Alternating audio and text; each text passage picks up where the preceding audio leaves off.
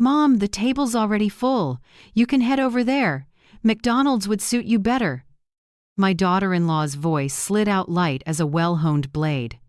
She smiled and pushed the menu back toward the server. I stood still in the middle of the Copper Finch, the swankiest restaurant in this city, where my eldest son was throwing a promotion party. The clink of silverware on plates went quiet.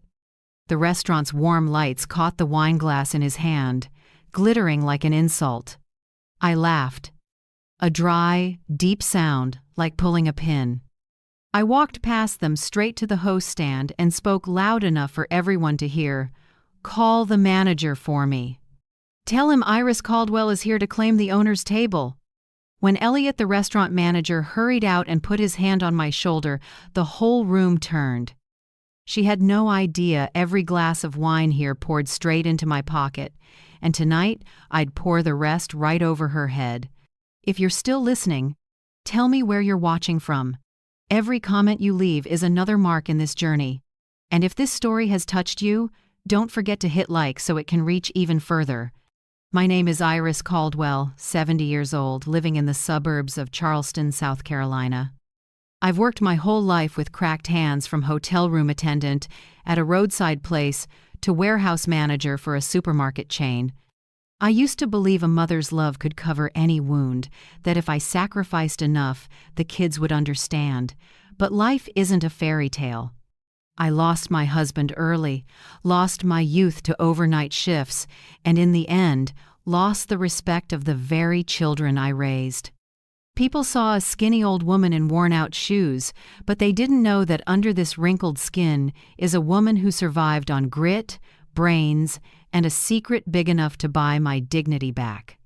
I still remember the moment my daughter-in-law Aubrey's eyes shifted from triumphant to frozen.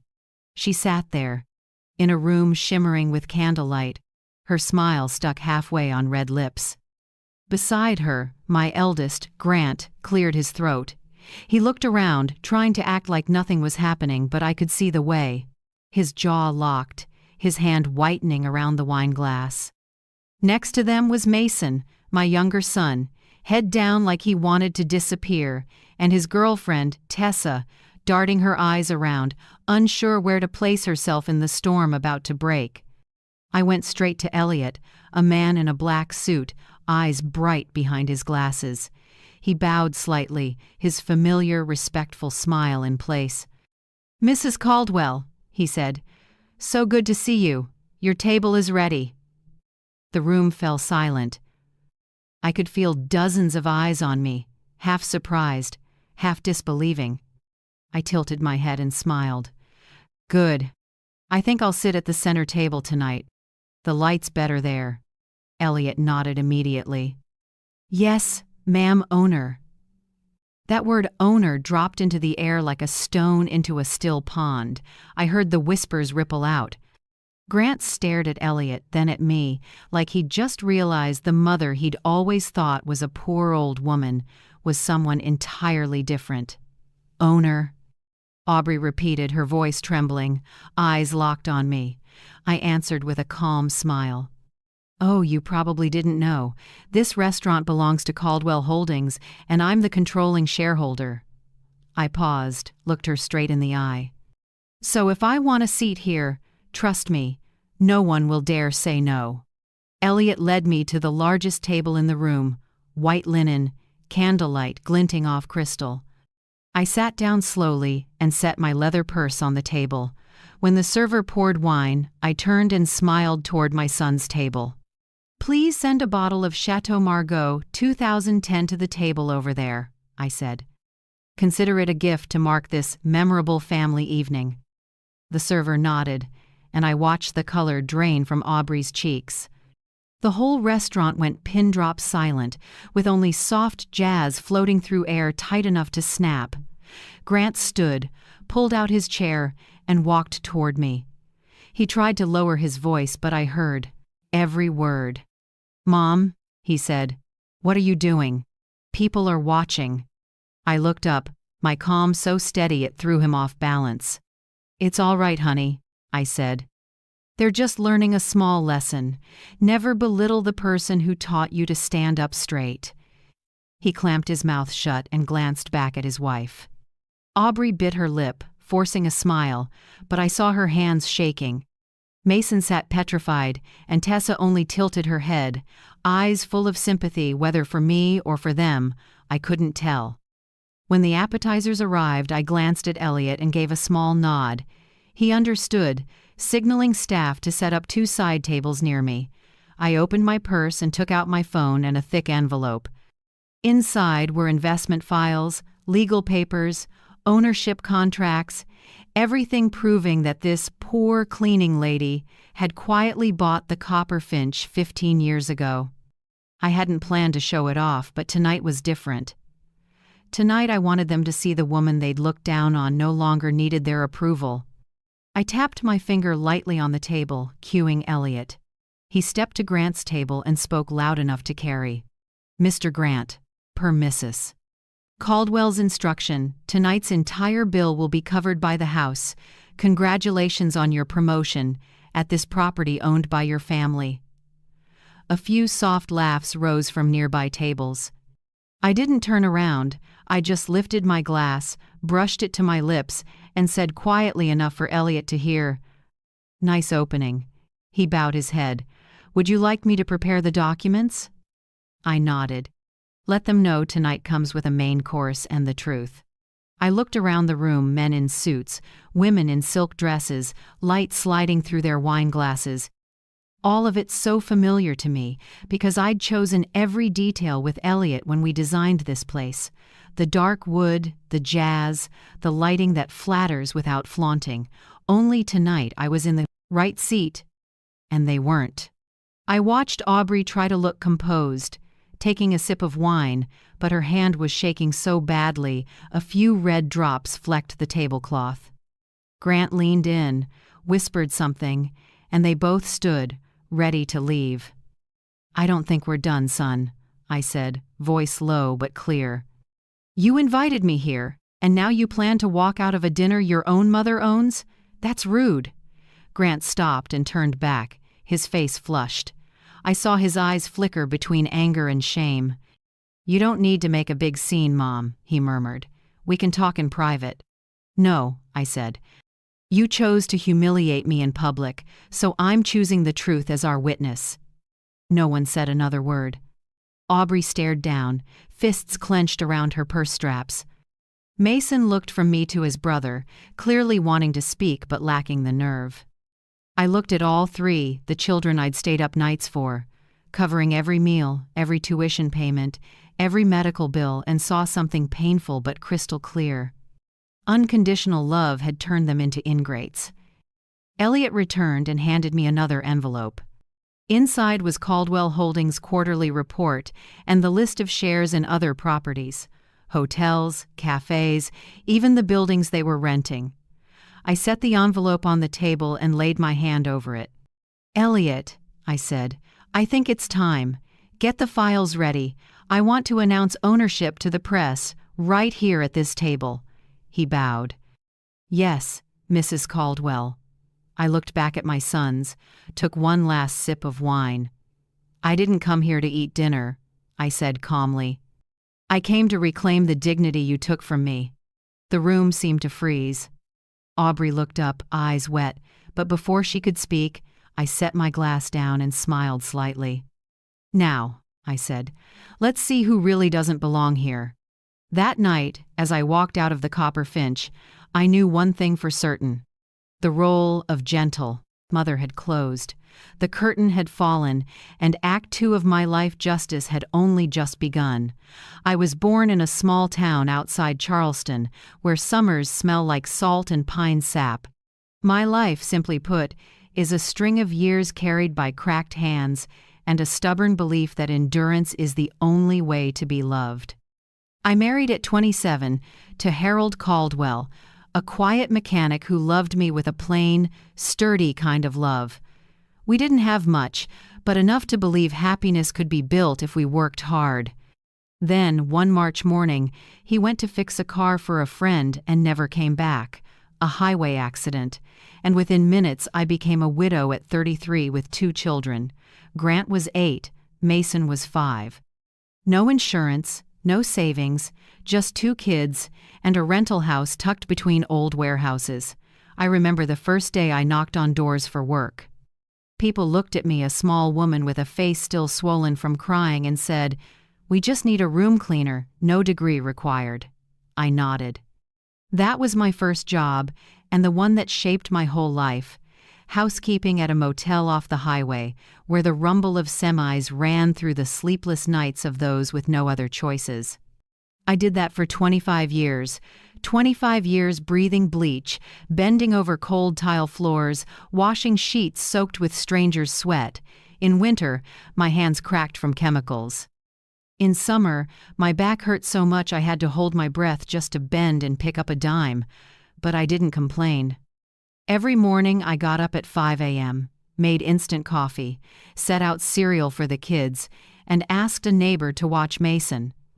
At night I came home, cooked the simplest dinner, listened to Grant's school stories, and put Mason to sleep with worn-out tales about the father they barely remembered. I thought I was strong until the day my mother had a stroke. The hospital demanded a deposit of $5,000, and I had only $600. I called everyone, new churches, odd jobs, friends, but no one had it. By the time I scraped the money together, she was gone. I remember sitting in the hospital hallway, the bill shaking in my hand, and swearing to myself, from now on, money will never decide my dignity again. After that, I started paying attention to numbers. At the motel, there was a long-term guest, Samuel Green, a retired accountant. He'd sit and read ledgers, mumbling tax notes like he was talking to himself. I picked up a few tricks. I asked questions. He laughed.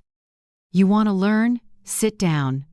So every night after I finished rooms, I sat with him and learned how to record expenses, calculate profit, and read a basic balance sheet. It was the first time I saw the world through numbers, not just sweat. I began keeping books for myself. Every tip, every spare dollar I made had a line in a small, cracked leather notebook. I logged how many rooms I cleaned, how much I spent on the kids, and always kept a little column called Future. At first, it was a few dollars a month, then a few dozen, then a few hundred. When it grew enough, I put it into municipal bonds, safe, low risk, slow but steady. I told no one, not even my children. One night, while I was wiping down the front desk, a man a bit younger than me walked in Elliott Park. He rented a space for a small late-night coffee shop about to open. He asked, "Want to pick up an overnight cleaning shift? I need help." I said yes, not for the money but out of curiosity. His cafe stayed open all night for truckers, students, and insomniacs like me. Elliot was kind, grateful, and sometimes let me try pulling espresso shots. When the shop started getting steady customers, I worked up the nerve to say, "If you want to open another location, I have a little savings." He smiled and asked how much. I said a number so small he thought I was joking. But he took it. 3 years later, the cafe turned a profit, and I became his first outside shareholder. That was my first turning point. Then came the recession. A string of small restaurants went under. People ran, dumping equipment, leases, licenses. I remember Elliot saying, "Smart folks get scared. The stubborn ones end up rich." I don't know if I was smart, but I was stubborn. I used my savings to scoop up what others feared: old kitchens, busted bars, bad leases in average locations. I fixed them, sublet them, or sold them when things improved. Piece by piece, with caution and patience, it became something bigger. Elliot said, "You should form a company." I shook my head. "I'm just a cleaning lady." He laughed. "Then let them think that." And so Caldwell Hospitality Holdings was born, a shell company with me as controlling shareholder and Elliot as the public operator. I kept working at the motel, still wore the faded blue uniform, still cleaned rooms and took tips like always, but in my ledger, the numbers told a different story. I still remember signing my first contract to acquire a small property. My hands shook so badly I had to grip the pen with both hands. Elliot said, You know, someone can own a whole building and still clean it. The difference is now you get to decide who cleans with you." I laughed. No one at the motel knew the woman mopping floors owned 2 cafes and a profitable bakery, and through it all I thought only of Grant and Mason. I paid for private school on time. I bought Grant his first car when he got into college. I helped Mason with a security deposit when he landed his first job.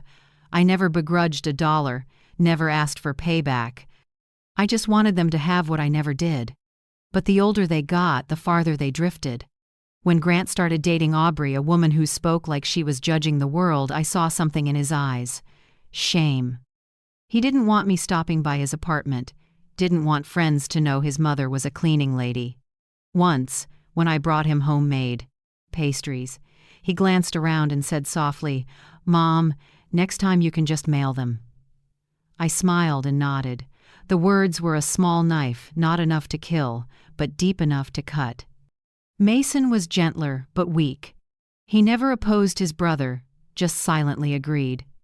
I knew they loved me, but their love was mixed with embarrassment, like I was proof of a past they wanted to forget. I wasn't angry, I just watched, played dumb, stayed quiet, and remembered. When the Copper Finch opened a fine dining European place Elliot and I invested in, I still wore an apron and checked for dust in corners. Elliot asked, "Do you want your name public?" I shook my head. "No. Let them think I'm staff." He was surprised, but I knew the day would come when that would save me. I kept that secret for 15 years. No one knew. No one needed to know. I lived simply, went to work, went home, and paid my grandkids' school fees.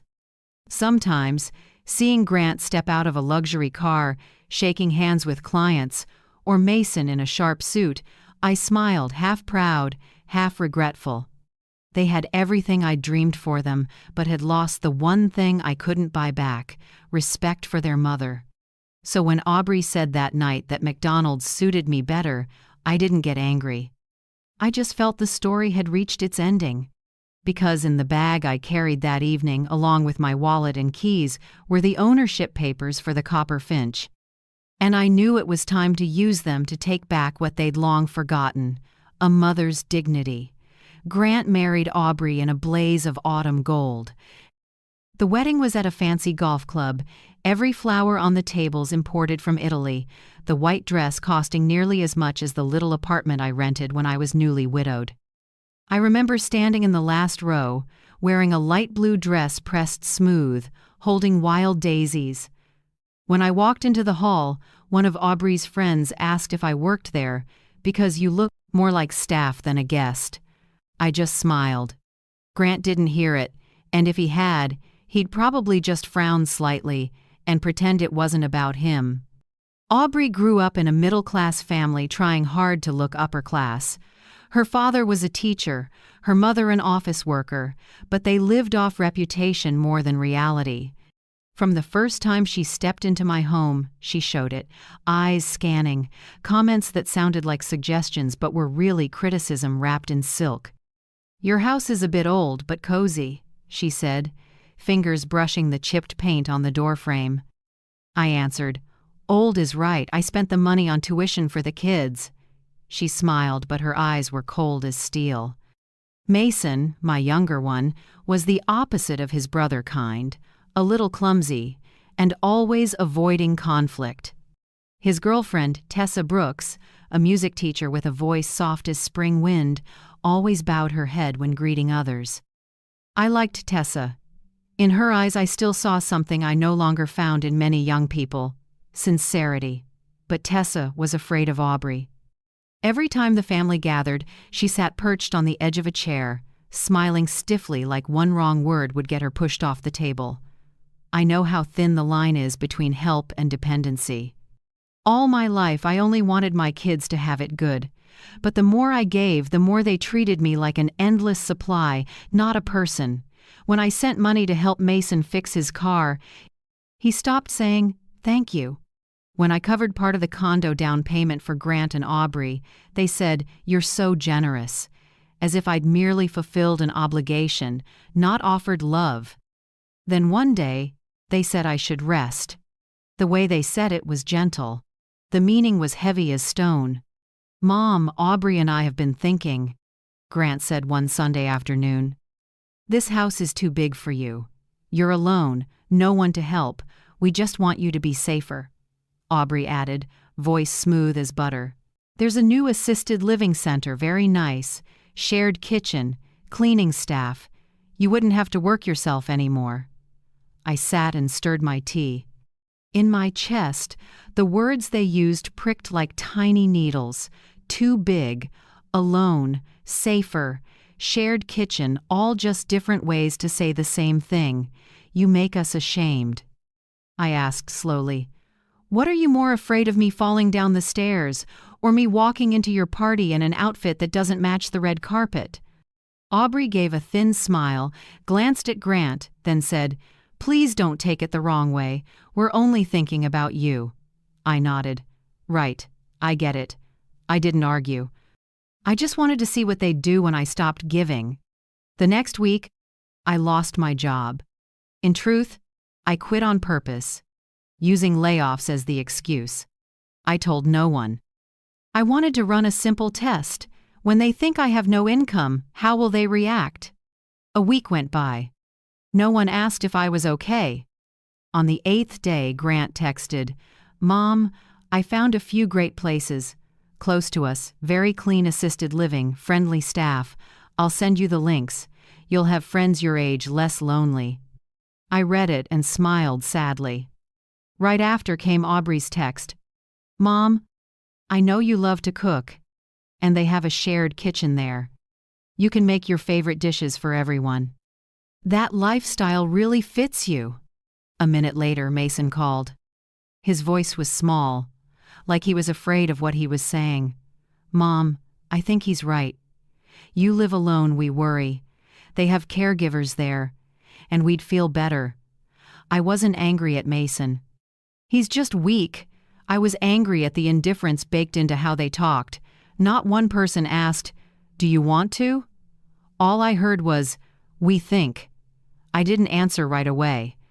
That evening, I sat at the dining table staring at 2 empty chairs. One was Harold's. The other used to be Grant's when he was little. I remembered my 10-year-old, still calling me Mommy, holding my hand on the way to school.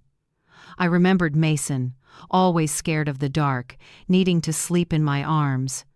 Where did those children go? Who taught them that convenience matters more than family, and that the woman who gave them life can be arranged out of the way? My phone buzzed. A new message. "Tessa. Miss Iris, I'm sorry. I shouldn't have stayed quiet when they said those things. I know they didn't mean well. I just didn't know what to do." I stared at the shaky words and, for a moment, I saw that young woman again, with the gentle smile and helpless eyes. I didn't blame Tessa. At least she still had a heart. I picked up my phone and hit record. When Grant called back to go over details about assisted living, I let the recorder run. When Aubrey sent more links, cheaper places that are still clean, I saved those too. I didn't know exactly how I'd use this evidence, but my gut said, keep it. The next day, Mason stopped by with a fruit basket. He tried to act cheerful, but his eyes kept sliding away. "Mom, I know you're upset, but I thought about it, and he has a point. Living alone isn't good for your health." I looked at him for a long time, then asked one question. "Have you ever thought about your own son saying that to you someday?" He dropped his head. No answer. That night, I opened my laptop and replayed every recording. Grant's voice smooth and confident, like a boardroom. Aubrey's soft but cold. Mason's timid, afraid. I listened over and over until my tears dried.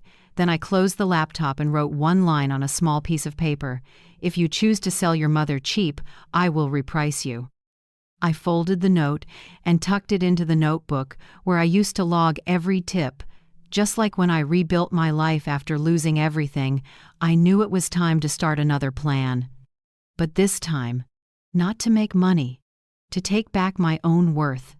Outside the window, the streetlight washed the eaves with long stripes of pale glow.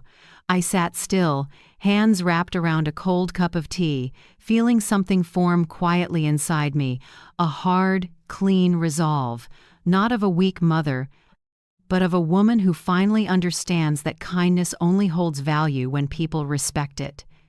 The air inside the Copper Finch that night was thick, like fog before a storm. The background music cut out, only spoons tapped softly against wine glasses and breaths came in shallow little waves. I sat at the big table in the center, under the crystal chandelier, where the light fell and made my skin look like it was wrapped in a calm, cold sheen. Elliot, the restaurant manager and my partner for 15 years, caught on instantly. He signaled for staff to bring out the set of rare wine glasses from the private cellar, the kind the restaurant only opens when the owner asks. The sommelier bowed and asked, "Mrs. Caldwell, what would you like to have?" I looked up, voice steady. "Open the Chateau Lafite 2005. I think tonight deserves it." The room shivered. A few diners murmured. They knew that bottle was reserved for investors, people on an internal list one my son definitely had never seen. Elliot gave a small nod, and a few minutes later the cork popped like the first shot of a starting gun. I lifted my glass and looked over at the other table. Grant and Aubrey frozen like statues. Mason's head hung low. Tessa gently held his hand, eyes worried. I gave a thin smile and raised my glass toward them. "An appetizer from Caldwell Holdings," I said clearly, making sure those around us could hear. The server nodded, then placed a plate of salmon tartare at their table with a quiet explanation. A gift from the restaurant's owner, Mrs. Iris Caldwell. Grant was stunned. I saw his gaze wobble, then he tried a strained smile like it was a joke. "Mom, are you a shareholder here?" he asked, voice rough. I set my glass down and answered, slowly, "No, son, I'm the owner." Their table went dead quiet. Aubrey looked up, her voice cracked, composure gone. "Where did you get the money?" I leaned forward, so the light hit my face and spoke softly, but with steel. "From all those hours I spent mopping floors while you hid your face if you saw me on the street. From the tips I saved instead of buying new clothes, from sweat, from swallowing pride. And from the foolish belief that love would keep you from forgetting where you come from." Mason dropped his knife. Metal clanged hard in the stunned room. Tessa startled, then laid her hand over his, a small gesture filled with worry and a kind of pity I hadn't felt from anyone in our family for years.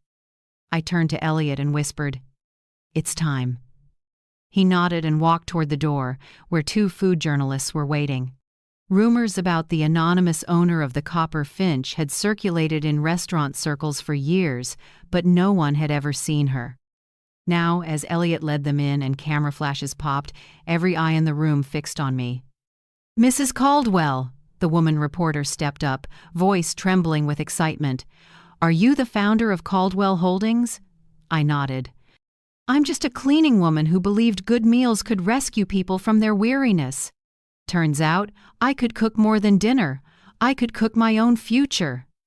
I took an envelope from my bag, opened it, and spread photocopies of ownership documents on the table, share purchase agreements, leases, tax registrations. Flashes kept firing.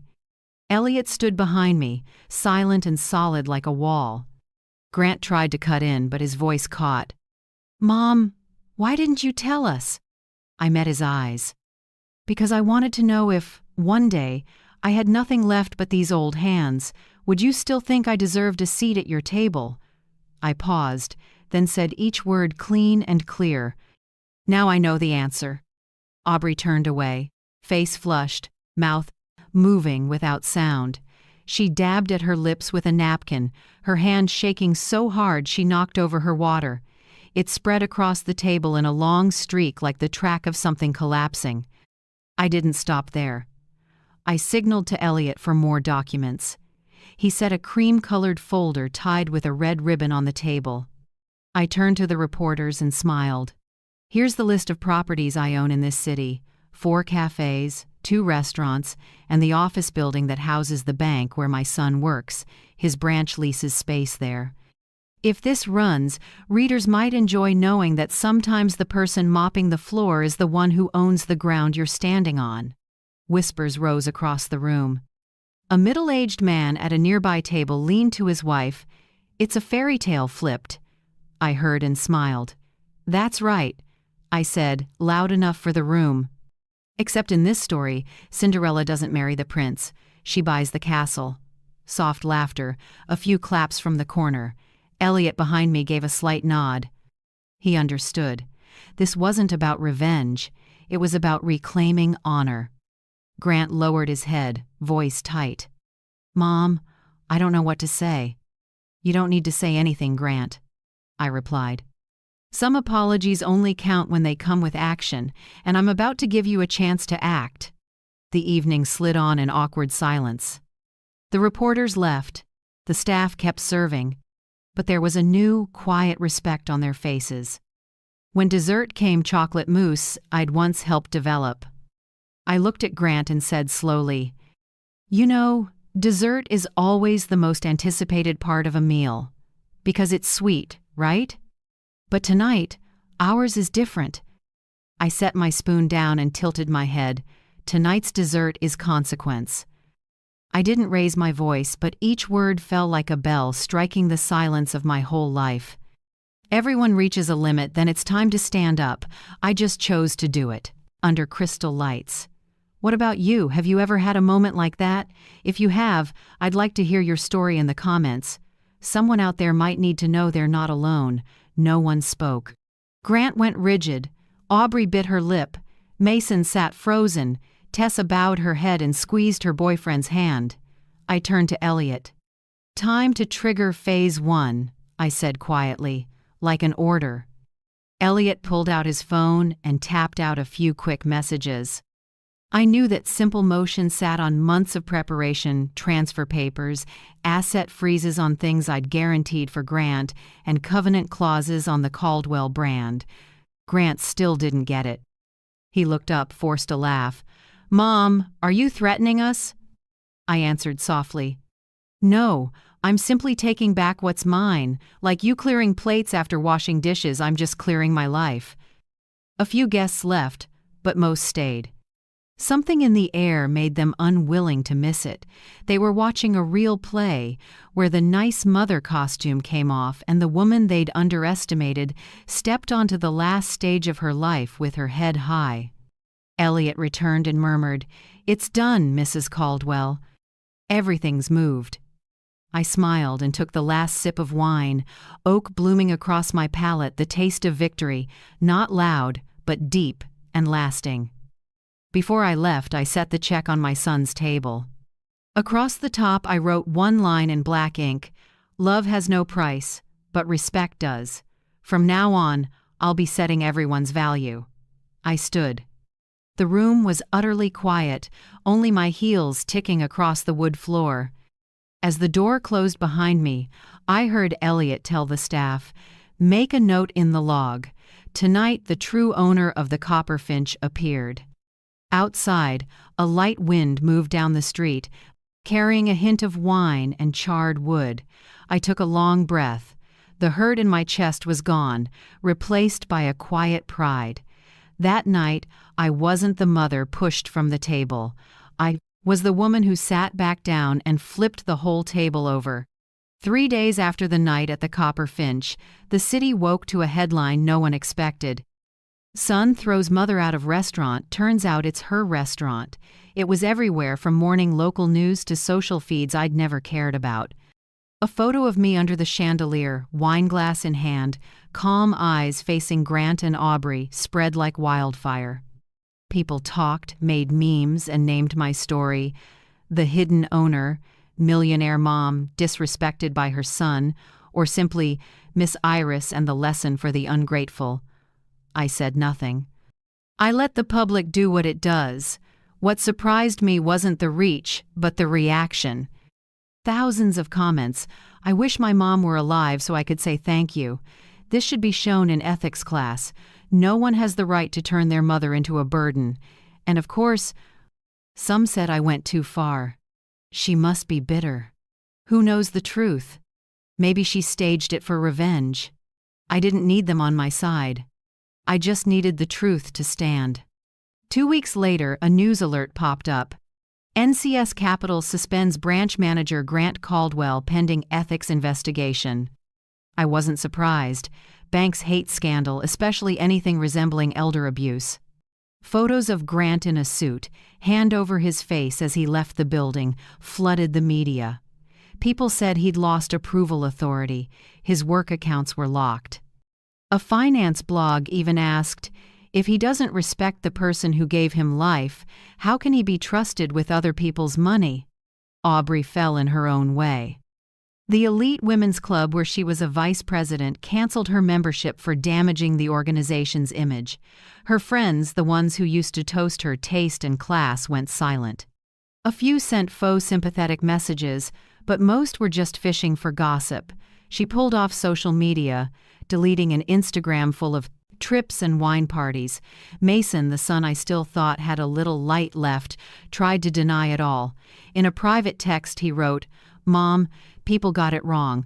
I never wanted you out of your house. I just don't know how to say things right."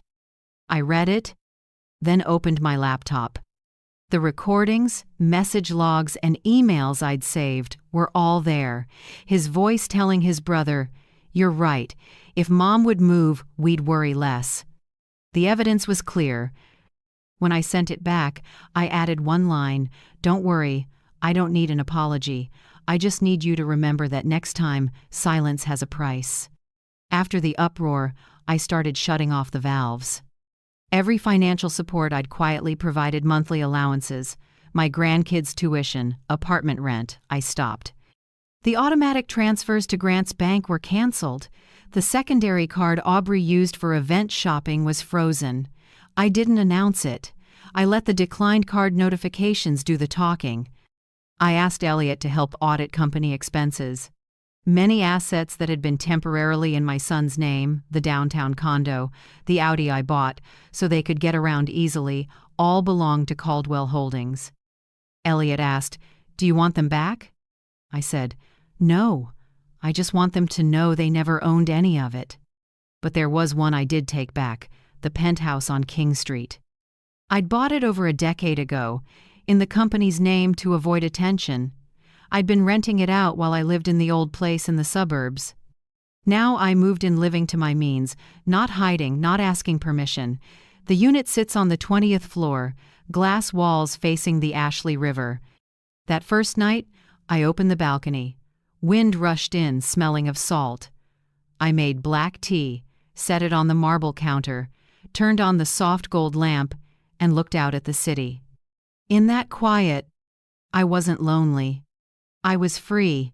After 70 years, I was finally living not to be accepted, but to accept myself. When word got out I'd moved, a few major outlets asked for interviews. Some offered exclusive conversations, others pitched a documentary about the woman who built an empire in silence. I declined most. I chose one local station, the one that once ran a story on assisted living for low-income seniors, where I donated anonymously. I wanted to speak to ordinary viewers, not the sensational crowd. "We filmed in my kitchen, no script, no director," the interviewer asked. "Mrs. Caldwell, some say you're getting revenge." I smiled. "No, I'm not getting revenge. I'm carrying out justice." In families and in society, when people treat kindness as obligation, they forget what gratitude means. She was quiet for a moment, then asked, "So, what made you stop keeping quiet like before?"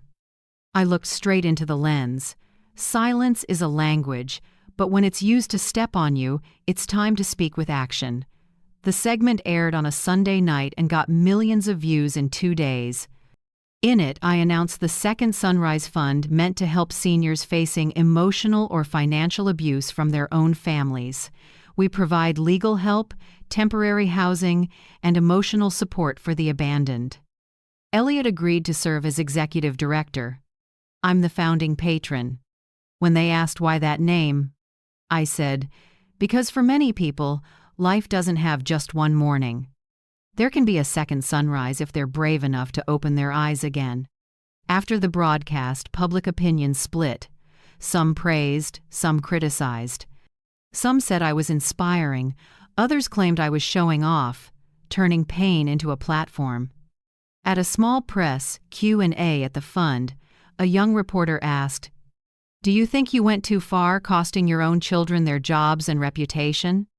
I paused, then answered low and steady, "There's no such thing as too far when that same hand has been stepped on. I didn't destroy their lives.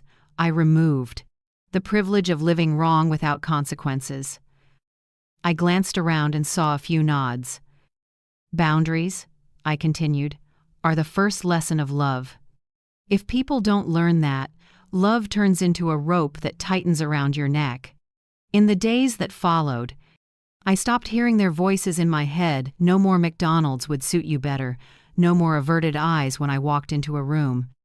The city stayed loud. Social media kept churning out fresh stories. But I knew that somewhere, a few seniors were receiving their first support checks from the fund. I pictured them opening a window, letting the sunlight in, and knowing they still had another morning to begin again. Sometimes, at day's end, I sit by the glass and watch the lights shimmer on the water and think, life is like that restaurant. Anyone can pick a seat, but only people who understand the value of work and self-respect have the right to order for themselves. And Iris Caldwell finally ordered the right dish: justice, not pity. A month after the headlines cooled, I sent invitations to all three of them, Grant, Aubrey, and Mason. Not a dinner invite, not a call for reunion. It was an internal civil summons, a working session with both sides' attorneys, in a private conference room on the third floor of the Copper Finch. No camera lenses, no online audience, just four walls, a few glasses of water, and air thick as a verdict.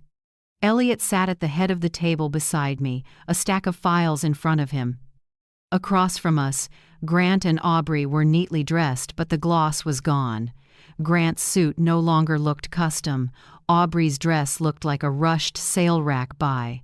Mason sat between them, head down. When they walked in, I didn't stand. I just checked the time. 10 o'clock sharp. "Thanks for being on time," I said evenly. "We're here to talk about debt." Grant drew a breath. "Mom, I've lost my job. I've lost everything. What more is there for?" "Thank you to take." I set a file on the table. "Oh, plenty. Here is the total I invested in you over the last 20 years. Tuition, weddings, down payments, cars, travel, and credit lines. Total, $1,280,000. I want it repaid." Aubrey scoffed, but the smile died when I slid a second sheet in front of her. Plus, compounded interest at 4.5% annually. The total to date is $1,790,000. The room went silent. Mason stammered, "Mom, we can't possibly pay that." I nodded lightly. "Exactly. Which is why you'll repay it in honor." Elliot opened the briefcase, took out 3 employment contracts, and placed one in front of each of them. Grant Caldwell, lead janitorial supervisor for the office division under Caldwell Holdings, 6 days a week, morning shift, $18 an hour. Aubrey Caldwell, evening prep cook at the Copper Finch, dishwashing and prep, $15 an hour. Mason Caldwell, maintenance and repairs for rental properties, full-time, $17 an hour. I enunciated every word, slowly, so no one could claim they misheard. These roles are not symbolic. Real work, real pay, standard policies like every other employee. You all report to your direct managers, not to me. Grant flushed and swallowed. "Are you trying to humiliate us?" I looked straight at him. "No, Grant. I'm offering you jobs, something a lot of people would beg for. If you feel humiliated, that's your self-respect talking. Aubrey tapped the table. I can't believe you're doing this. You can refuse, I cut in. Just sign the paper next to it, permanently waiving any inheritance, including the life insurance I've designated. I'll forward a copy to your attorney. No one spoke. Mason kept his head down. Only Elliot's pen clicked softly against the table, his signal that he was waiting. I went on. You'll live in the worker housing complex in our system, on the east side. Single rooms, month-to-month leases. Each month, 70% of your wages will be deducted to repay the debt.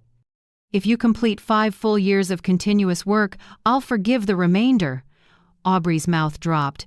That complex, that's for blue-collar workers. That's right, I said. Because I think it's time you learned what labor feels like.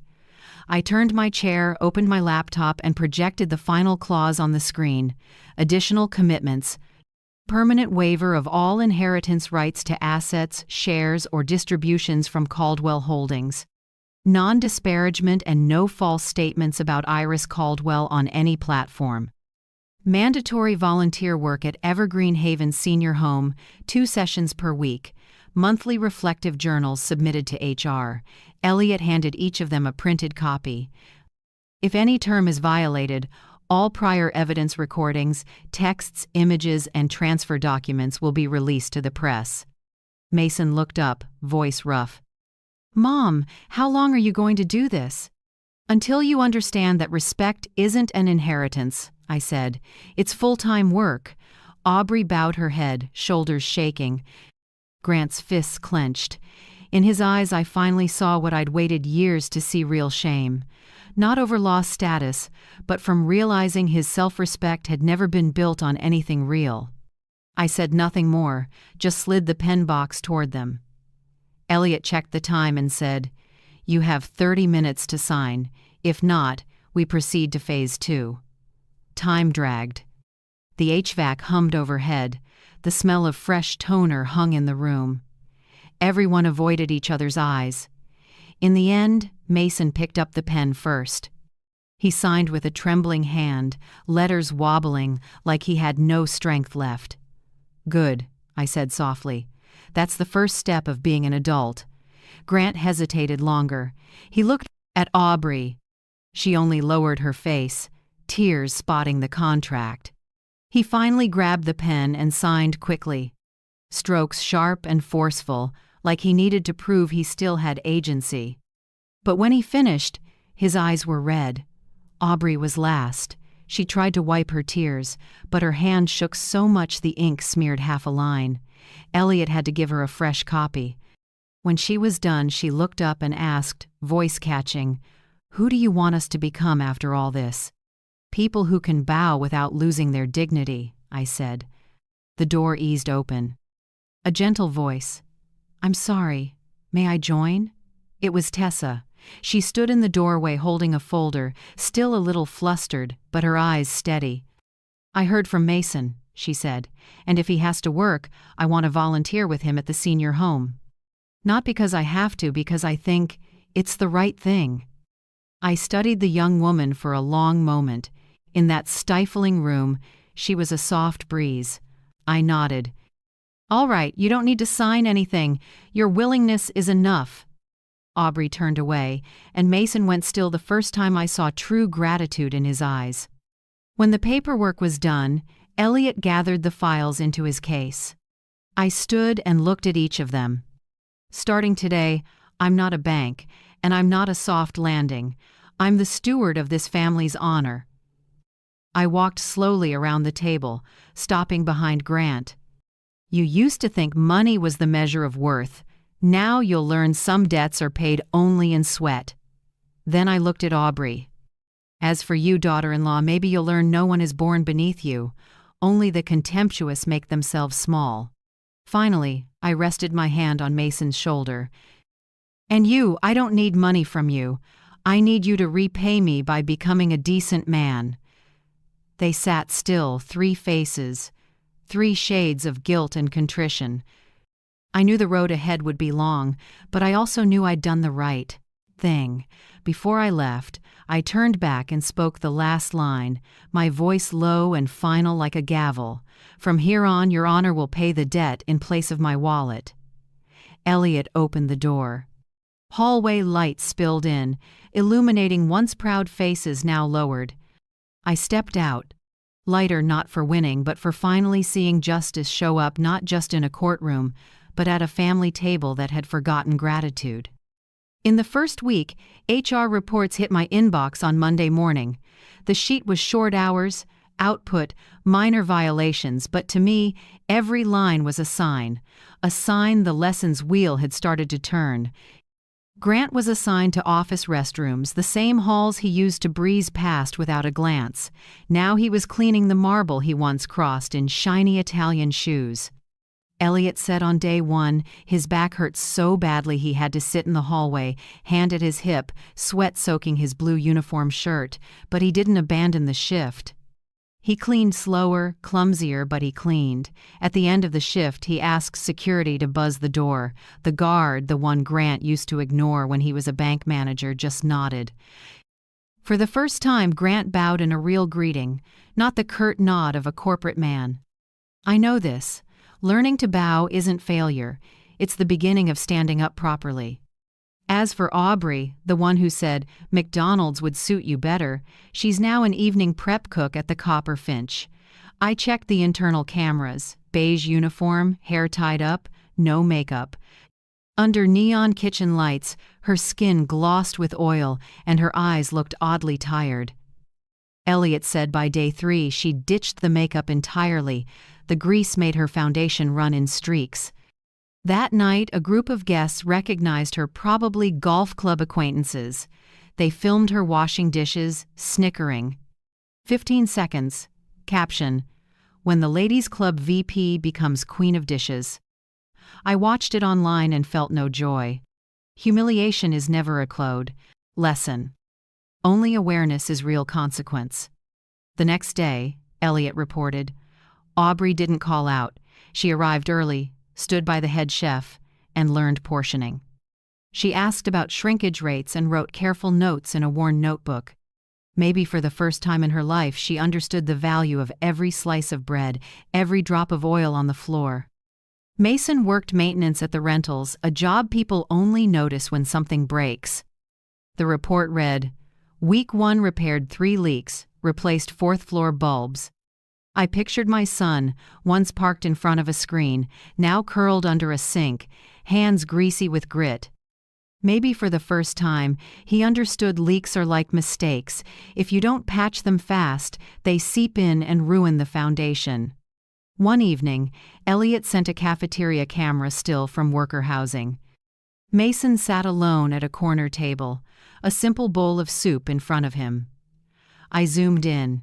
His hands were rough, calloused, with a small cut wrapped in tape. I remembered how those hands were once too soft to twist open a bottle cap. Now they looked like mine back then. In week 2, the storm hit earlier than I expected. An old friend from the bank spotted Grant cleaning lobby glass on Monday morning. He snapped a photo and dropped it in the group chat. Branch manager turned janitor? Life really is a movie. It leaked and spread company-wide. I don't need to imagine how Grant felt. I know that feeling being laughed at on the way down because I've been there. The difference is, no one filmed me. Aubrey didn't escape either. A food blogger posted a clip of her washing dishes with a snide line, "Fine dining, now hiring former Ladies Club royalty talk about a palate cleanser." The comments boiled over. Karma. Serves her right. When real life is dessert. I read them all but didn't take them down. They need to learn that the world's cold stare can be harsher than any scolding from a mother. Mason was the only one not dragged online. He paid another way. Every day he fixed leaks, carried his toolbox, and grabbed a cheap street-side meal. A staffer reported he often sat in the back of the night shift kitchen, watching servers run plates not with pity, but with a mix of curiosity and remorse. One night, when Aubrey cut her hand on a slipped knife, The person who ran to bandage her wasn't the head chef, it was Tessa. "I brought some bandages," Tessa said softly. "It's deep, but it'll heal." Aubrey looked at her and stayed quiet for a long time. Then she gave a small nod, lips moving like she wanted to say thank you but didn't know how to start. Maybe that was the first time she'd been treated kindly with no money or status involved. I didn't visit, and I didn't send messages. I just read the weekly management reports Elliot sent every Friday. He logged everything: hours, productivity, attitude, supervisor notes. I read every line and added no comments. I know feelings too soon can ruin rebirth. At first, other employees kept their distance. Then they began sharing night shift survival tips. Use vinegar to cut grease smell on your hands. Double knot trash bags to keep rats out. Share water when the heat gets bad. Small, ordinary things, but through them, my kids started learning the language of humility. By week 3, the air changed. Grant started greeting the guards by name, asking about their shifts. In his report, he wrote, "Didn't realize glass work could be this tiring. Now I get why people need a mid-shift break." Aubrey's HR journal was brief. "I thought I knew management. Turns out the first skill is listening. I'm learning to be quiet." After each repair, Mason left a note. "Pipe fixed. Thanks for the coffee. M." Staff pinned those slips to the internal board, reminders of small kindnesses. One morning, Elliot set a fresh report on my desk and smiled. "The gears are turning the right way, Iris." I looked out the window at the Ashley River flashing in the sun. "Right way isn't enough," I said. "They have to make the full turn." Elliot understood. He nodded and slipped out. I stayed with the files, feeling both calm and tender. I wasn't gloating. I was seeing the miracle of sweat, the thing people call dirty, but that washes away illusions. Outside, the sun was high. Somewhere in that light, my 3 children were still bent over their work. And I knew, slow as it was, late as it came, they were finally relearning how to be human, beginning with the calluses on their hands. Silver Pine's home sits on the city's northern edge, tucked in low hills of pine. That's where I chose for the 3 of them and Tessa to do their twice-weekly volunteer shifts. It's not too sad, but quiet enough to be a mirror. White-painted windows, weathered wooden benches, and the faint antiseptic smell, all of it makes an air only those who have grown old, who have waited, can truly understand. I didn't go with them. I read the weekly reports and journals, but Elliot, who often checked in, told me more than any line of text could. He said in week 1. Grant walked in fidgeting, like he was out of place. He wore his company uniform shirt, still crisp with the trace of expensive cologne, but when he saw Miss Renee in a wheelchair by the window holding an old photo frame, he stopped. "My daughter says she'll visit every spring," Miss Renee said, voice thin as thread. "It's been 3 years. I guess she's busy." No one answered. Grant just sat and looked out the window where pine needles fell in soft layers. Maybe in that moment he realized a mother's silence can last longer than winter. After that, he brought a chessboard. He played first with Mr. Hector, a retired math teacher, thin, sharp-eyed, voice like a blade. Elliot said Grant lost the first game clean. "Mr. Hector smiled kindly. "You're probably better at mopping than chess." Grant chuckled and scratched his head. Mr. Hector added, "Winning doesn't matter here, but don't keep your head down when you lose. Sometimes you have to look up to see the next move." It was the first time Grant lowered his head, not from shame, but to listen with his whole heart. Aubrey was assigned to the kitchen, preparing breakfast and dinner for nearly 50 residents. Simple work, but it takes care and patience. No fancy dishes, no banquet tables or crystal, just oatmeal, vegetable soup, and soft bread. On day 2, she made the oatmeal too thin, and Miss Margaret frowned, said it was bland. Aubrey went home, read recipes, tried again. Next morning she came an hour early, adjusted the porridge to individual portions, added a touch of almond milk and honey, fragrant but not cloying. When she served it, Miss Margaret tasted a spoonful and nodded. "Now that's good. You've got good kitchen hands, dear." A simple compliment. But Elliot said. Aubrey stood still for a few seconds, eyes pink. She couldn't remember the last time anyone told her, "Good job." Maybe never. Mason handled repairs. He swapped bulbs, tightened door hinges, patched pipes, small, repetitive tasks that demand patience. One afternoon, while he was on a ladder changing a hallway bulb, an elderly woman shuffled over and put a hand on his leg. "Thank you, son," she said, voice trembling. "Without the light, I fall all the time." Mason stopped. He looked down at her kind, wrinkled face, and in that moment the word son rang like something he'd lost. He smiled faintly, eyes wet. That night he wrote in his journal, "If Mom were here, what would I do differently? Maybe just listen instead of fix." Tessa, as usual, went with Mason. But she didn't just help him. One day she proposed a call-hour program, video calls for families every weekend. "Not everyone can come," she said, "but at least they can see each other, even if it's only through a screen." The idea was approved, and Grant himself was the first to show Miss Renee how to use the phone.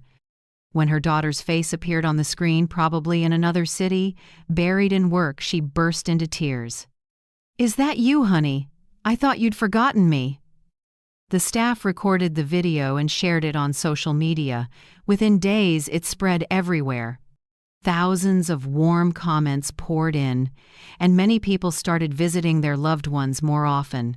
I watched that clip on a small screen, my heart both warm and aching.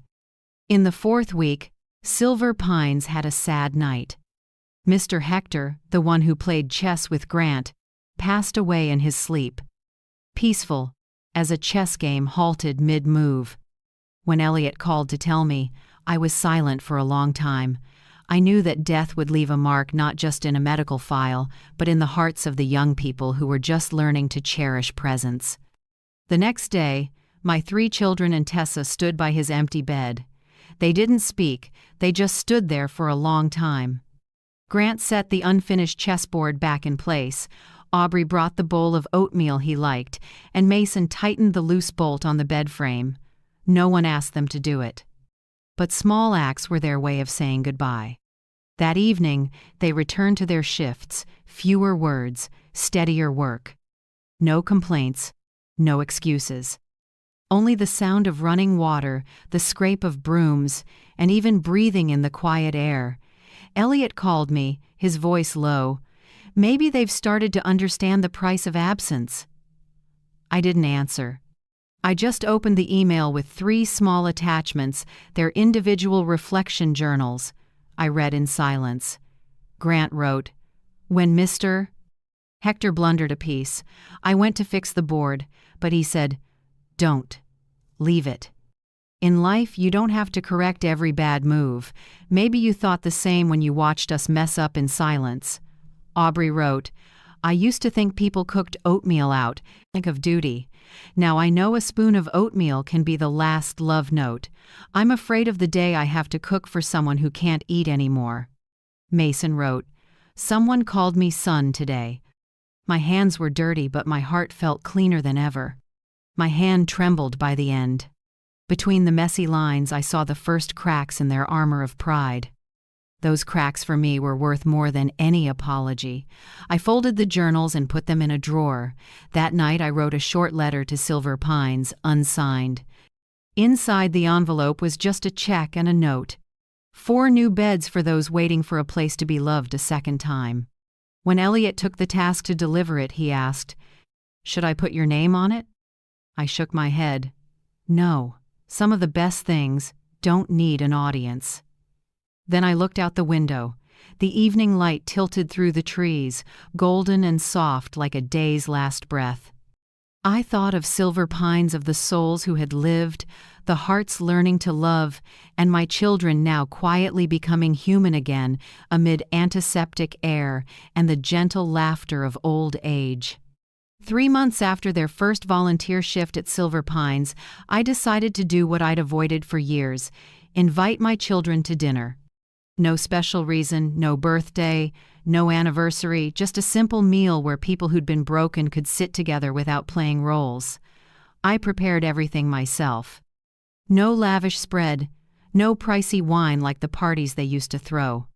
On the table were roast chicken, a salad, and sweet cornbread, 3 dishes I made in our poorest years when we crowded around a little wooden table in a cramped apartment. When they arrived, all 3 stood awkwardly in the doorway like guests unsure they were welcome. Tessa came with them, holding a bunch of wild daisies. She stepped in first, her voice soft as a breath. "May I help set the table?" I smiled. "Of course, dear." My kitchen glowed warm under yellow light. No music, just the clink of a ladle on a pot and a hint of butter and garlic in the air. I saw Grant glance around. His eyes landed on the family photo on the wall, taken at a Charleston park 20 years ago when they were small. He walked over, touched the wooden frame, then came back and sat down quietly. When everything was set, I poured plain water into glass tumblers, no lemon, no ice. The table was quiet, just the sound of carving chicken and the cornbread's sweet smell hanging in the air. No one spoke for the first 10 minutes. I let it be. Silence is a language too. Grant broke it first. He set down his knife and took a long breath. "Mom," he began, voice rough, "I've been thinking a lot. I was afraid people would laugh at where I came from. I wanted to prove I was good enough, polished enough, so they'd forget who I am, that I'm the son of a woman who cleaned rooms." He gave a small, dry laugh and stared at his calloused hands. "Turns out, the more I tried to deny you, the more I erased the best part of myself." I said nothing. I just looked at him for the first time in years. My eldest wasn't avoiding my eyes or puffing himself up with pride. He was just a man learning to tell the truth. Aubrey sat next to him, hands clenched together. She looked toward the window, then spoke slowly. "I'm afraid of being poor, Mom. I grew up in a house where money was always short. I swore I'd never go back to that, so when I finally had a little, I clutched it until I turned mean." Her voice shook, eyes wet. "I thought money meant safety, but really, it just made me more afraid." I listened, feeling both ache and relief. Maybe this was the first time she'd been honest without fear of judgment. Then Mason lifted his head, eyes bright but tired. "I'm afraid of confrontation," he said. "My whole life I've avoided conflict. When Grant and Aubrey spoke, I stayed quiet. I thought silence kept the peace, but really I took the wrong side. And I know that hurt you." In his eyes I saw a different man, fewer words, more depth. Maybe those afternoons at Silver Pines taught him what took me a lifetime to learn. Silence can be a sin too. I set down the ladle and didn't answer with words. Forgiveness has never been about saying, "I'm not mad." If it's real, you feel it in actions. I stepped away from the table and turned on the tap. "Dinner's done," I said evenly. "Who wants to help me with the dishes?" Grant looked up, then stood first. "I will." Aubrey followed, rolling up her sleeves. Mason smiled slightly. "I'll dry this time." Tessa laughed soft and warm. We stood around the sink and split the work. Grant washed, Aubrey rinsed, Mason dried, and I put things away. No one bossed anyone. The water ran, plates clinked gently. A simple moment, but my heart warmed in a way I hadn't felt in years. The real family meal wasn't on the table. It was here, where everyone cleaned up together. When we finished, I dried my hands and looked at each of them. "If you want to stop early," I said, "you have my permission. Consider the lesson learned." Grant didn't hesitate. "No, Mom. I want to finish the year." Aubrey nodded. "Me too. Not because of the contract, because I need to see this through," Mason said quietly. "I think we still have a lot to learn." I stood there looking at the three of them. Their clothes still smelled like dish soap, their hands still rough, but in their eyes I saw what I'd waited for my whole life, the light of understanding. We ended the dinner without tears or grand promises. Just handshakes, awkward hugs, and a "see you next week, Mom." I walked them to the door. After their silhouettes slipped under the streetlights, I stood for a long time, listening to the night wind move through the trees. Back in the kitchen, the sink was empty, the dishes stacked neatly, a little steam still rising from the stainless steel. I sat down and exhaled, not a weary sigh, but the sound of someone putting down the last heavy load. That night I went to bed without reading the news or checking my phone. I stared at the ceiling and listened to the light rain outside. For the first time in years I slept well, not because I felt safe, but because I knew my children, however lost they'd been, had started walking back toward decency. I dreamed of the old kitchen, the wooden table, and three little kids laughing around a plate of roast chicken. I heard my own voice in the dream, light as a breeze, "Eat up before it gets cold." And in that sleep I realized the real family table isn't set with gold, it's set with the truth. From August through December, the city slid into crisp sunlight, and I realized it wasn't just the street trees turning over. My three children were shedding old skins too. It wasn't flashy change, but the steady kind, like a factory rhythm or the slow breathing of someone waking from a long sleep. Grant, the son who used to sit behind a conference table with a tight tie and a voice tuned to authority, now wakes at 5 a.m. He still works the cleaning shift at Caldwell Holdings' main building, but stays after to study lodging management in a program for working adults. Reports say he brings a book to lunch, sits on the stairwell, eats a sandwich, and takes notes. One morning, Elliot sent me a sneaky phone shot. Grant standing in the grand lobby, teaching new staff how to polish glass with the light, not against it. His shirt was splashed with water, but his smile was bright. Beneath the photo, Elliot wrote one line, "People are relearning leadership from the lowest rung." I printed it and tucked it into my work notebook without telling anyone. Aubrey enrolled in a community culinary program with morning classes. She still works the evening prep shift at the Copper Finch, but now she knows how to hold a ladle, set heat, and keep quiet when corrected. Elliot said the head chef told him, "She's not afraid of hot oil anymore. I'd call that growth." In October, the restaurant ran an in-house contest. Each staffer cooked a Southern soul dish their way. Aubrey entered with a healthier gumbo, less oil, no butter, more vegetables and natural spices, tailored for seniors. When she heard I was sponsoring the contest, she looked flustered, but cooked with rare focus. Her gumbo won first prize, not for technique, for honesty and flavor. Asked how she felt. She said, "I used to think cooking was for servants. Now I know it's how people show love without words." The local paper quoted her, "No one brought up the old scandal. They only knew a woman learning to hold a ladle instead of a business card." Mason, the once weak younger son, surprised me most. His maintenance work now extends beyond worker housing. He built a standardized maintenance log, step by step for every device, with QR codes so staff can scan and timestamp completions. Elliot printed the plan and rolled it out across all Caldwell Holdings sites. Elliot said, "I've never seen him this confident. He doesn't keep his head down anymore unless he's measuring a pipe." In November, a resident in a high-rise he oversees gave him a hand-drawn sketch of a new streetlight, one Mason installed, casting just enough glow for seniors to walk safely at night. Under it was a scrawled line, "Thanks for making my block safer." Elliot brought the drawing to my office. I studied it and smiled. The boy finally understands usefulness is the most honorable degree. The internal reports I get each week have grown shorter. No complaints, just clean lines. Morning shift finished 20 minutes early. No safety violations. Performance at 108%. They're even volunteering for tougher shifts early mornings. Overnights. Weekends. Elliot asked why. Grant said, "I want to learn every Corner of your system, Aubrey said. I want to stay in the kitchen when the restaurant's quiet, that's when I can hear myself. Mason just smiled. I like the sound of pipes running steady. Makes me feel useful. I read those lines and felt warm, not proud. Exactly at peace. By year's end, Elliot came to my place with a proposal. Grant meets the threshold for the management cohort. I want him to run the third floor of the main office for 3 months. If he does well, we can bump him to shift supervisor. I was quiet for a few seconds.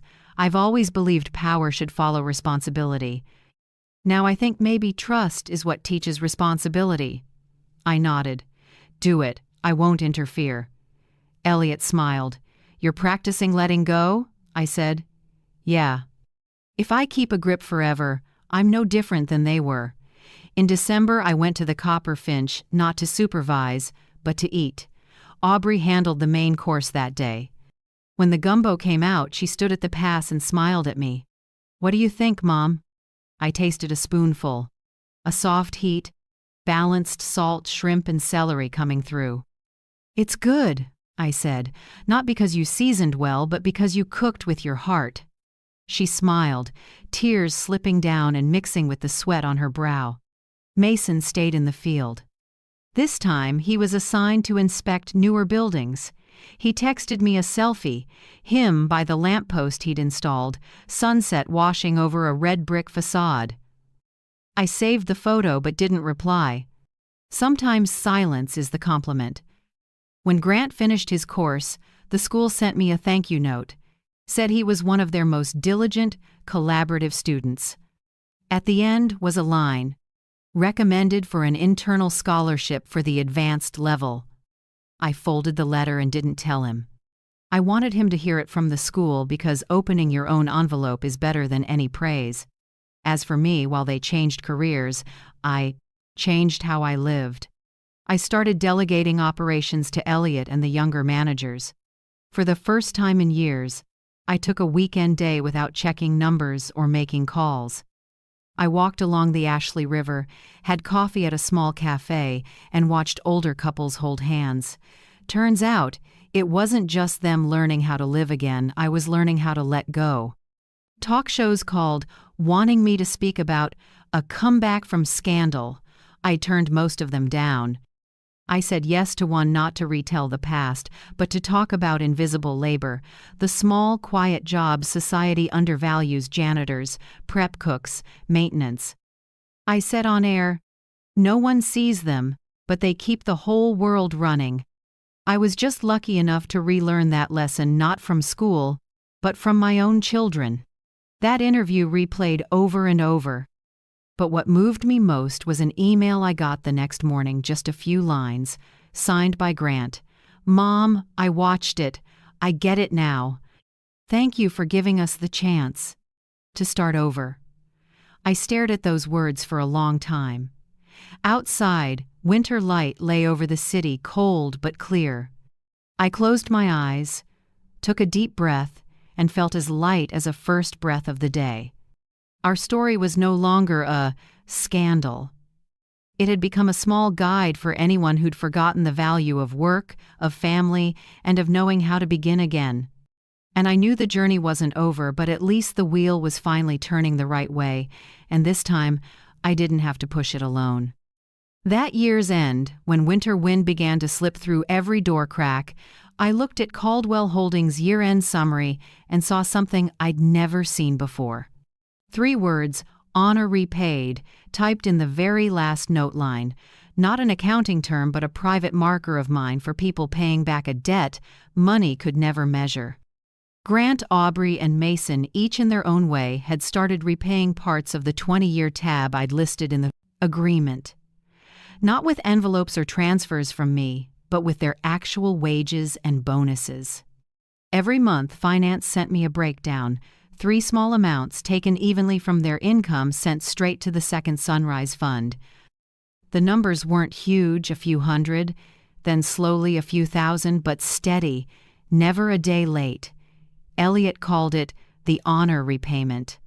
I called it my family's new breath. I didn't just watch them, I changed too. Second Sunrise, my heart's project, began expanding into 3 neighboring states: Georgia, North Carolina, and Tennessee.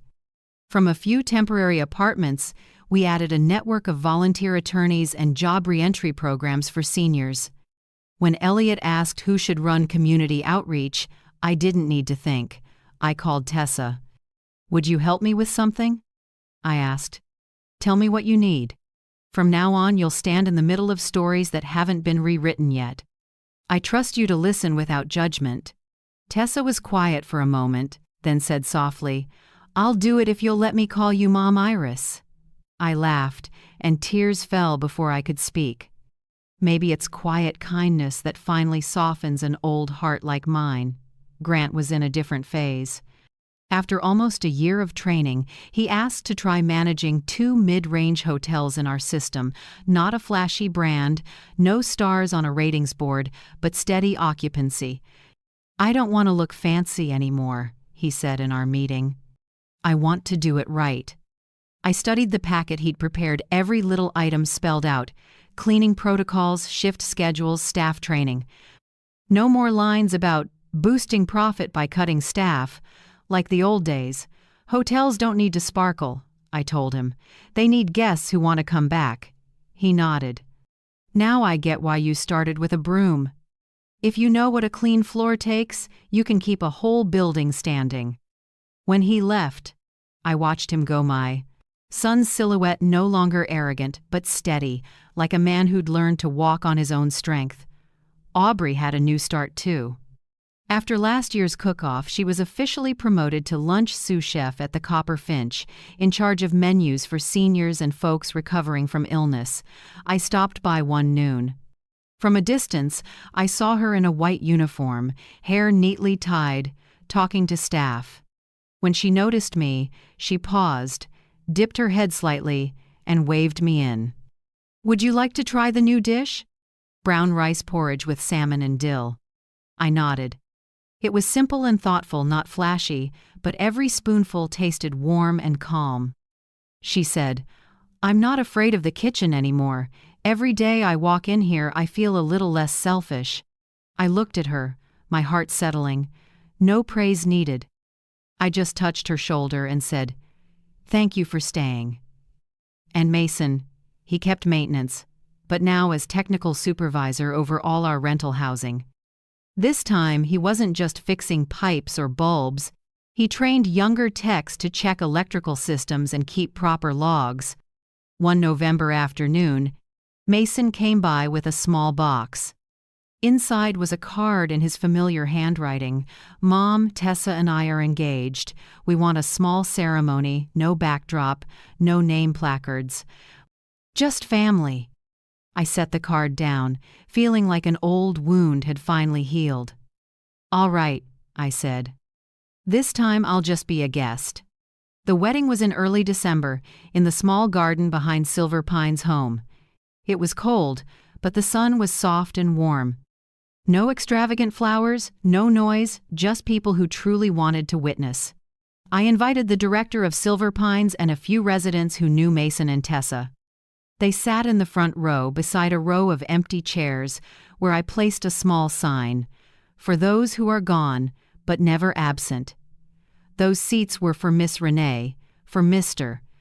Hector, and for my own mother, who taught me there's no debt larger than a moral one. The ceremony was simple, but beautiful.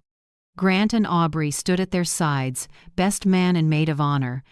When the music started, I looked at my 3 children and saw faces once cold, now warm, hands that once pushed me away, now holding tight to one another. When Mason slipped the ring on Tessa's finger, he said, "We won't promise never to be wrong, just not to stay silent when we are." Hearing that, my eyes stung because it sounded like a late answer to all the years silence had hurt me. After the ceremony, I invited everyone back to my place. On the old wooden table, I laid out 3 envelopes. "Before we celebrate, I want to share something," I said. Inside was a codicil, an updated add-on to my will. I made it clear, the bulk of my estate still goes to Second Sunrise, but each of you will receive an opportunity, not cash. Grant would get to run one of the 2 hotels in recovery. Aubrey would own 10% of the Copperfinch not as a gift, but as a reward for real work.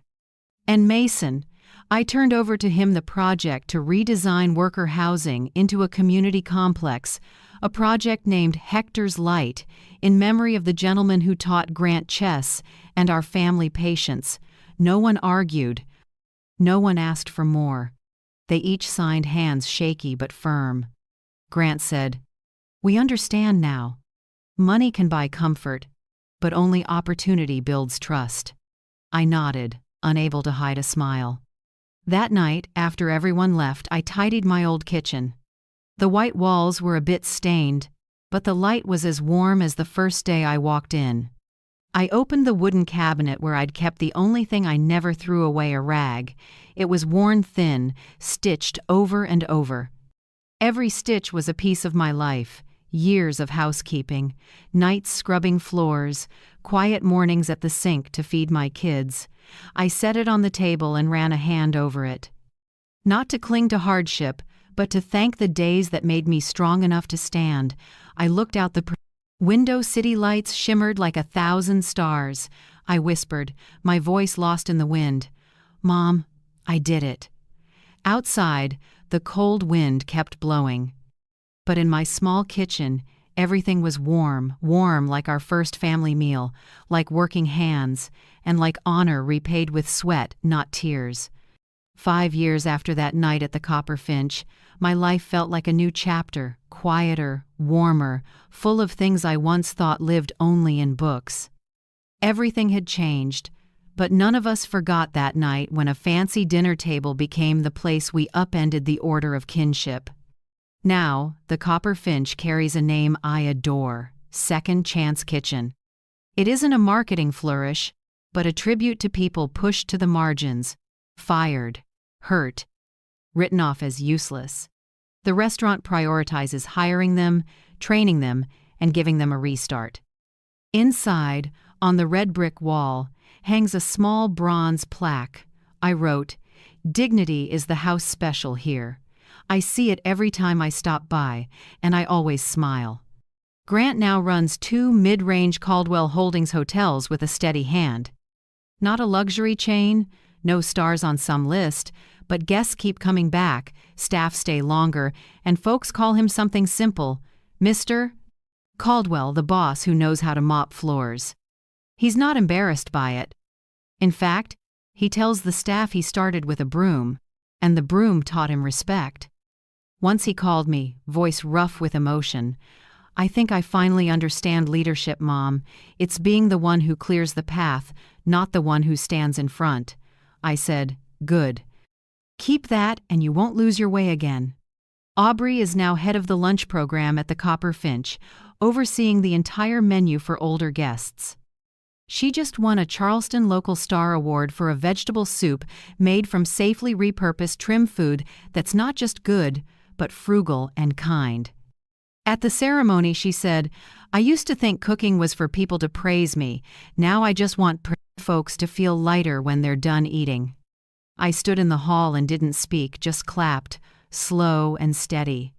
Each clap softened an old burn between me and my daughter-in-law. Mason now leads a technical crew named Respect Crew. Their motto, printed on their shirts, "Fix things, mend people." He says that every time he repairs something, he remembers old mistakes and realizes the thing that needs fixing isn't the pipe, it's a heart once hardened by fear. He and Tessa have been married 3 years, living near the river where the water taps the shore. They don't need wealth, just calm.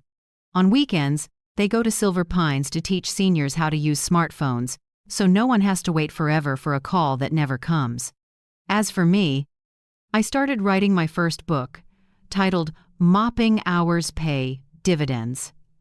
It isn't a memoir, it's the lessons I gathered across a lifetime, from the smell of floor cleaner, from stifled laughter, and from getting back up after being looked down on. It's about how perseverance becomes life capital, the kind you can't measure in dollars, but that earns interest in dignity. All profits go to Second Sunrise. The fund has expanded to 7 cities, helping hundreds of seniors find shelter and retrain for work. When the media ask why I don't keep some for myself, I just smile, because I have enough. What I receive now isn't in a savings account, it's in the gratitude in people's eyes. My family keeps a small tradition. A monthly dinner everyone must attend, no matter how busy. Nothing fancy, nothing fussy, just the old table in my kitchen. The set dish is silver pine-style chicken soup, the recipe Aubrey learned for folks with tender teeth. Every time the ladle rises, celery and pepper drift into the air, and the kitchen becomes a room holding both memory and forgiveness. Tonight, at our December dinner, Grant lifted his glass of water and said, "I never thought I'd sit here." "Again, Mom." I figured some cracks never mend.